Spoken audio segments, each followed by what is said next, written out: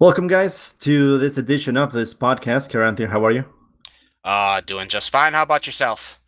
Pretty good. Yeah, it's been a pretty cool day. The cold starting to settle here in Texas. Not What's happy. cold for you, man? What's cold for um, you? Anything below 70 degrees is cold for me. Oh man, it was like 55 here and it was beautiful. Oh man, that's crazy.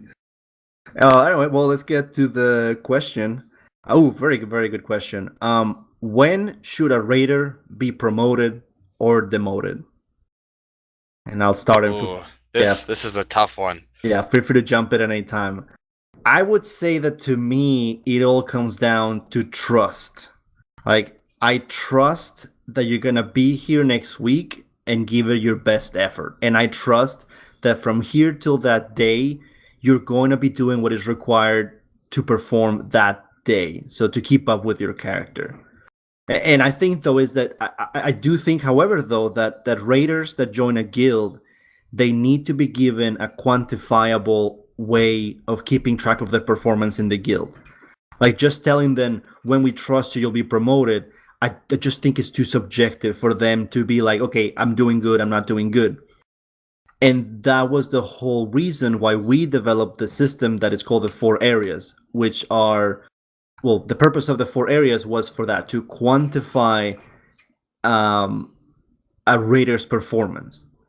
And those four areas, like I've said it on so many orientations, are attitude, attendance, output, and mechanics. So that was me figuring out how can I break down a raider's performance and be able to say you're doing good as this area, but this area needs improvement. So the system that we have is when somebody joins the guild, they have their orientation, and then 2 weeks after that, give or take, we have a little performance review. And that's where all the officers get together with that person and we let them know how they're doing, but it's always on the context of those four areas. But I would say that what's behind those four areas is trust.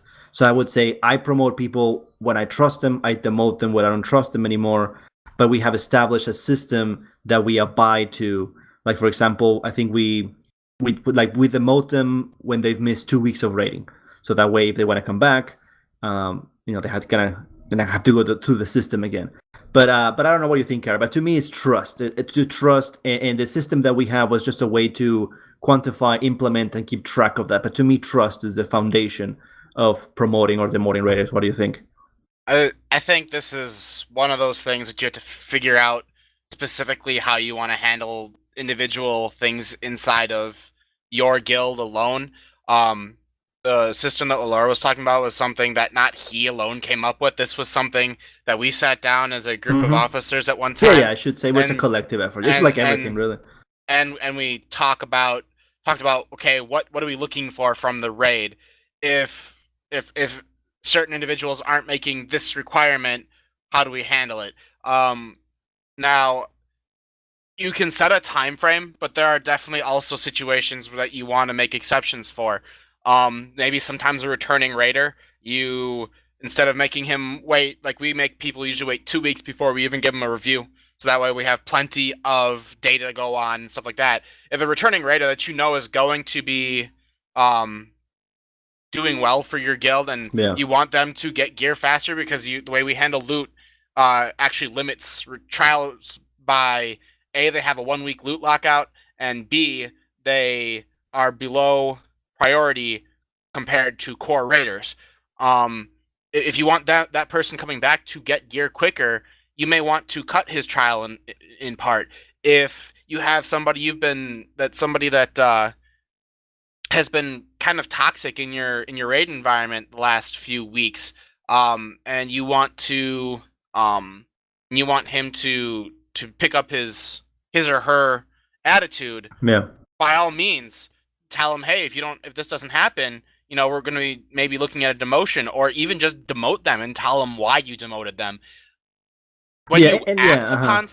When you act upon something, it usually brings someone to think, oh, hey, maybe I need to change.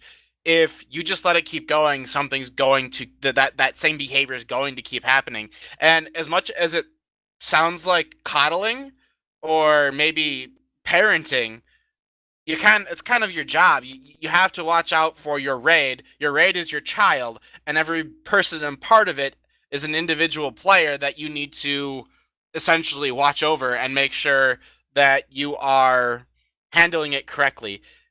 If person A comes in and makes every raid night an absolute train wreck, they've been a raider in your guild for 3 years. Just using that number because that's how long we've been here. No person in our guild is doing that, by the way. Yeah. You you're gonna have to do something. Tell them, hey, we're demoting you. If your attitude doesn't improve, we may not be able to promote you back, because you don't want every night to be hateful. You don't want to come in thinking, man, I don't want to do this tonight because so and so is gonna be there.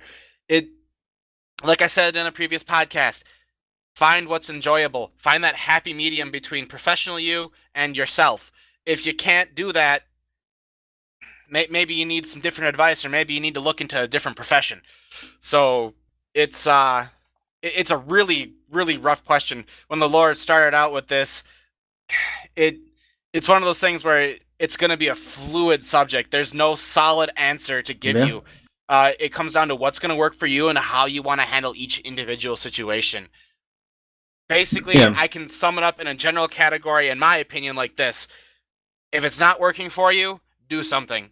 If that means demotion, if that means a warning, whatever, do something. If it's working great for you and they have the possibility to be promoted, talk to them about it, or promote them. Let them know that you want this to continue, because then they're going to say, hey, this is what they're looking for. I can keep doing this. Yeah, exactly. And it's been pretty consistent. And I think that's why I'm happy with the success of kind of keeping the conversation on the 4 areas when it comes to a raider's performance, is because it seems like all of us have one of them is always the weak one. Like your best raiders, all 4, like 3 of them are going to be really, really good, but usually one of them is the one that you have to watch for.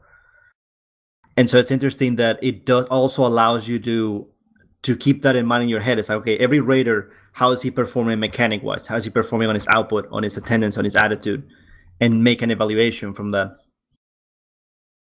But yeah, it's definitely a hard question, and I would like to add that it helps a lot if you can't. Hang on, let me think this over a second again.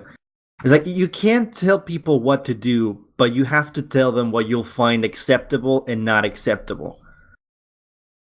Because if you chase those people and tell them, did you do this? Did you do this? Remember this? Remember that I told you? It's the 3rd time that I told you. You're gonna drive yourself crazy. And so it's like you set up a parameter of things that you'll accept. So it's like you have to come to raid with 4 flasks. That's what you find acceptable. You don't show up with flasks, not acceptable. When somebody shows up and is missing a flask, then my point I'm trying to make is that you don't chase them. Like, are you gonna make sure you bring flasks? If you don't bring flasks, no. That you're finding that not acceptable. I guess I'm driving myself crazy, but you get what I'm saying, Kara. Well, absolutely. And I would like to add, I guess it's more of a personal note for me, is that I think at the end of the day, everyone, it's on a case by case basis, and it's not because you're not trying to be fair, but I would say that at the end of the day, you're always dealing with those, like, they just kind of swap positions, but it's always 5 or 6 raiders that you're keeping your eye on, that are kind of slacking, that are kind of need to be bumped, and those positions just keep shifting. And so it's not like it's always going to be all 20 of them that need to be reviewed. You can just let some raiders go, and then at that point, it's something that changes, I would say, in real life, that causes them to have a change in attitude, have a change in schedule, that forces them to change. And to me personally, it helps to just keep believing in people at the end of the day. Like we just had recently, without saying names, so I guess people that hear us in the guild will know, we recently had an officer that just left, and for lack of a better term, he just decided to leave to a higher progress guild. And so those are the kind of moments that, to me personally, just really punches you in the gut, because you're like, I trusted this guy. He was doing a really good job. So that, but also you're happy that he learned and that he, in a better way, got to a better place. But I guess going with Kara, what you're saying is you got to find that happy medium. So I kind of did it myself there. It's like, well, what makes me happy when a raider leaves the guild? Because it's going to happen always. Well, that they learn something and they move up to a better place. So that's kind of, I just wanted to kind of add that to finding that happy medium that Kara is mentioning. But what about you, man? Like, has there ever been someone that left that got to you? How you dealt with that? Well, it was before this guild. In the first podcast we did, I mentioned how I was uh, raid leading a guild prior to this. And at the time, I found out it wasn't for me, and prior to this guild, I hadn't taken an adventure back into it. Well, there was a person who I really got along well with, Mm-hmm. but we we didn't we didn't see eye to eye in raid, I guess I would say, and they decided that they didn't like how I was handling the raid when we had people who were misbehaving, and unfortunately this was before flex difficulty, and this was before, and I didn't have really a bench Yeah. to work with. So I'm sitting here trying to work with 20 people, but or not 20, not even 20, it was 10 people, and all I can tell them is you need to stop this, and I couldn't do anything about it. Well, it eventually got to one of my raiders. It was a real good friend of mine at the time, and they up and left one day, and I said, "Hey man, what's going on?" And he said, "Well, you aren't doing anything about what's happening in raid, and I don't need that. I want to go somewhere else." And it sucked because that was really my first that was my first experience of actually seeing somebody say that they didn't want to be in the raid that I had